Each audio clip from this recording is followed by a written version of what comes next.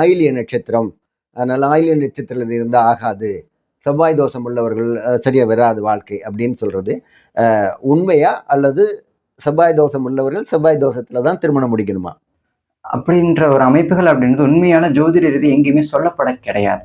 என்ன மூல நூல்கள் சொல்லியிருக்கு அப்படின்னா, அது ஒவ்வொரு விதிக்கும் கோடிக்கணக்கான விதிவிலக்குகள் அப்படின்னு இருக்கு.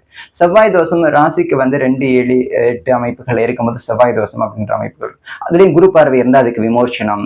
அதே வந்து சுபகிரகங்களோட வீடுகள்ல இருந்தா அது விமோசனம். சில லக்னங்களுக்கு அது விமோசனம். பல விதிகள் இருக்கு. ஸோ பொதுவா பார்த்தோம் இன்னைக்கு இந்த மாதிரி சொல்லக்கூடிய அமைப்பு நம்ம ஏற்புடையது. அது கோடியில ஒருத்தருக்கு தோஷங்கள் இருக்கு. அது உண்மை.